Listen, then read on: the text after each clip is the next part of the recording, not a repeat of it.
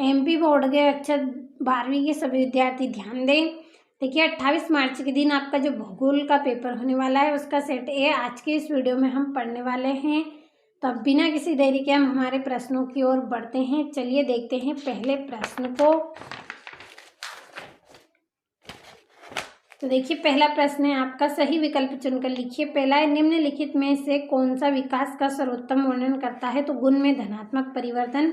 दूसरा है, निम्न में से कौन सा एक प्रकार का उद्योग अन्य उद्योगों के लिए कच्चे माल का उत्पादन करता है? तो आधारभूत उद्योग। तीसरा है, निम्नलिखित में से कौन सा एक तृतीयक क्रियाकलाप है? तो व्यापार। चौथा है, भारत का सबसे अधिक जनसंख्या वाला राज्य कौन सा है? तो उत्तर प्रदेश। पांचवा है, शुष्क कृषि में निम्न में से कौन सी फसल नहीं बोई जाती है? तो गन्ना नहीं बोई जाती है। अब देखिए ये इंग्लिश मीडियम वाले बच्चों के लिए है, कंप्लीट करके रखे हैं तो आप अच्छे से स्क्रीनशॉट लीजिए इनका। अब देखिए ये यहाँ पर आपका तीसरा और चौथा पांचवा प्रश्न है तो अच्छे से स्क्रीनशॉट लीजिए। और देखिए यहाँ पर दूसरा है, रिक्त स्थानों की पूर्ति कीजिए। तो स्वास्थ्य का मूल्यांकन करने के लिए चुना गया सूचक डेडेस है तो जीवन प्रत्याशा। दूसरा है, अपने विकल्प चुनने के लिए शक्ति प्राप्त करना डेडेस कहलाता है तो सशक्तिकरण। तीसरा है, विश्व में जनसंख्या की दृष्टि से भारत का डेडेस स्थान है तो द्वितीय स्थान है। चौथा है, भारत में सर्वाधिक जनसंख्या वाला घनत्व राज्य डेडेस है तो बिहार। पांचवा है, सर्वश्रेष्ठ किस्म का लोहा अयस्क डेडेस कहलाता है तो मैग्नेटाइट। छठा है, भारत में सबसे बड़ा नदी बेसिन डेडेस नदी का है तो गंगा नदी का। तो आप अच्छे से स्क्रीनशॉट लीजिए और इंग्लिश मीडियम वाले बच्चे आप इनको कंप्लीट कर लीजिए। अब देखते हैं अगले प्रश्न को। देखिए तीसरा प्रश्न है, सही जोड़ी बनाइए। पहली जोड़ी है, निम्न जनसंख्या घनत्व क्षेत्र तो भूमध्य रेखीय प्रदेश। दूसरा है, विकसित देश तो देखिए मृत्यु दर कम। तीसरा है, सबसे छोटा धार्मिक समूह तो जैन धर्म है। अब देखिए चौथा है, सबसे लंबी गैस पाइपलाइन तो देखिए इसका आएगा आपका हजीरा विजयपुर और जगदीशपुर। पांचवा है, सूखा संभावित क्षेत्र तो पश्चिम मध्य प्रदेश। तो देखिए आपकी जोड़ी हो गई है तो आप अच्छे से स्क्रीनशॉट लीजिए। अब देखिए आपका चौथा प्रश्न है, एक वाक्य में उत्तर दीजिए। तो पहला है, मानव भूगोल का जनक किसे कहा जाता है? फ्रेडरिक रेटजेल को। दूसरा है, किस प्रकार के उद्योग में दैनिक जीवन के उपयोग की वस्तुओं का निर्माण होता है? तो कुटीर उद्योग में। तीसरा है, तृतीयक क्रियाकलाप किससे संबंधित है? तो सेवा क्षेत्र से। चौथा है, भारत सरकार ने कौशल विकास तथा उद्यमिता के लिए नीति कब बनाई? कि 2015 में।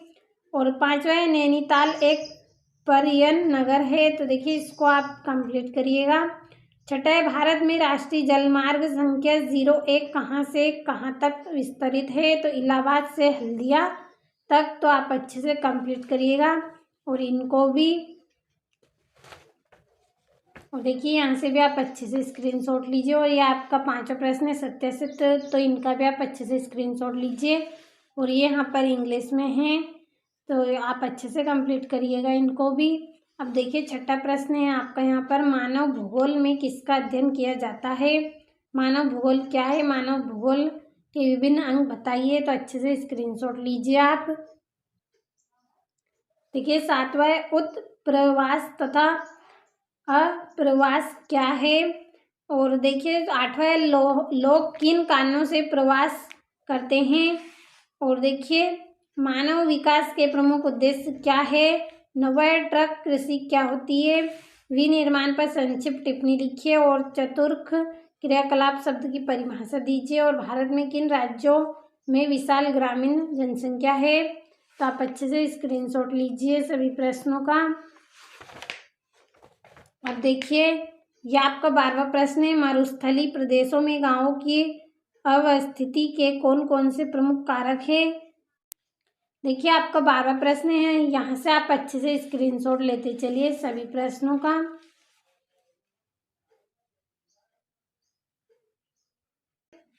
देखिए 17वां है, धरातली जल और भौम जल में अंतर स्पष्ट कीजिए। 18वां है, भारत में जल संसाधनों का संरक्षण आवश्यक क्यों है? और 19वां है, दिए गए विश्व के रेखा मानचित्र में निम्नलिखित को दर्शाइए। तो आप अच्छे से स्क्रीनशॉट लीजिए यहाँ से। और देखिए यहाँ से भी आप अच्छे से स्क्रीनशॉट लीजिए इन सभी प्रश्नों का।